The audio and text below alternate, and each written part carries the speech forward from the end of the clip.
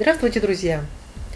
Весьма интересный факт связан с тем, что мужчины на протяжении всей истории человечества доминируют над женщинами абсолютно во всех сферах и отраслях деятельности.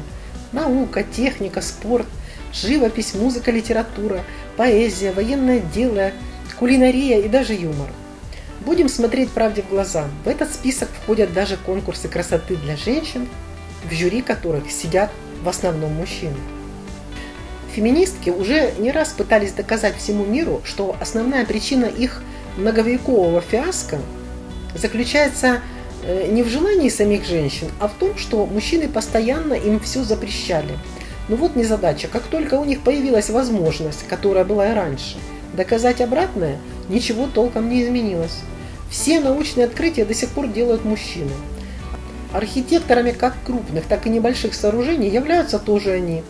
А как только за проектирование чего-либо берутся женщины, то в основном результатом становятся катастрофы. Не верите? В середине этого марта в Майами обрушился строящийся мост. Последствия крушения – 6 погибших. Главный проектировщик – женщина, инженер по имени Леонора Флорес. В одном из интервью ранее заявляла, что участие женщины во главе проектировки моста крайне важно, так как у них иное восприятие и художественный подход к проектированию. В официальном обращении компании говорилось, что за 40-летнюю историю компании подобного никогда не было. Догадайтесь, почему.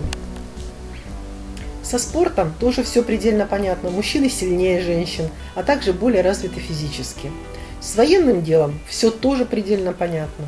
С древних времен охотой и созданием оружия занимались те, кто превосходил других особей физически. С кулинарией аналогичная ситуация. Даже если посмотреть или хотя бы представить стереотипный образ главного шеф-повара в характерном колпаке, на ум приходит именно образ мужчины с большим животом, усами и характерным французским или итальянским акцентом. Вспоминая деятелей музыки, мы понимаем, что большинство среди них тоже были мужчины, а также кудесниками общепринятой классической музыки были представители именно сильного пола. С литературой и поэзией ситуация аналогичная. А теперь к главному. Остановимся на юморе. Неужели милые представительницы слабого пола не могут быть смешными? Неужели кровавый патриархат настолько далеко не спустил свои корни, что даже просто выйти на сцену с микрофоном и начать шутить для прекрасного пола теперь невозможно? На деле же получается, что женщинам в абсолютном большинстве не подвластна и эта сфера деятельности.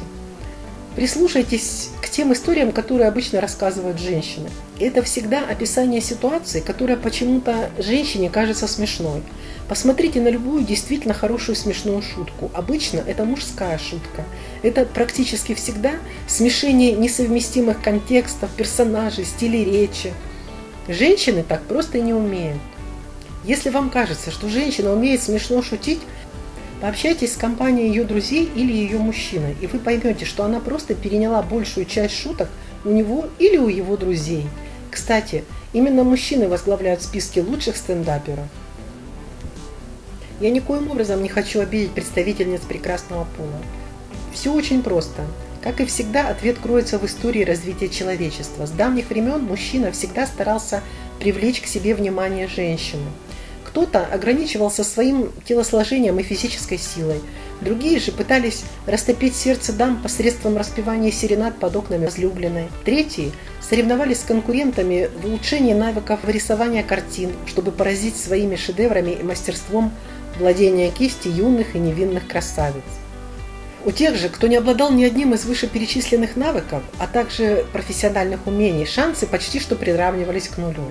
Но даже они не стали отчаиваться и начали оттачивать свое мастерство в искусстве комедии. Профессионально смешить людей крайне тяжело. Это очень тонкое ремесло, чувством и границами которого обладают единицы.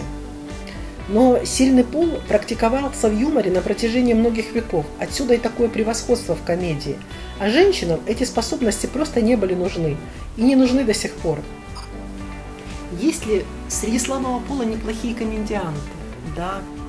Если женщина хочет чем-то заниматься, то никто ей не будет в этом мешать. Однако существуют некоторые «но». Во-первых, не стоит давить на жалость, так как никто не собирается уступать женщинам в конкуренции только потому, что она женщина. Во-вторых, Если женщины хотят стать такими же, как мужчины-комедианты, то просто нужно делать свое дело без привязки к половой принадлежности.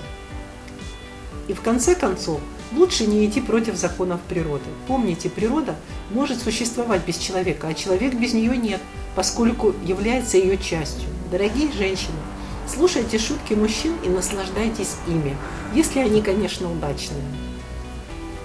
Вот и все, друзья. Спасибо всем, кто досмотрел видео до конца. Тема многим может показаться спорным. Буду рада, если вы поделитесь своим мнением в комментариях. Подписывайтесь на канал и жмите на колокольчик. Всего всем доброго!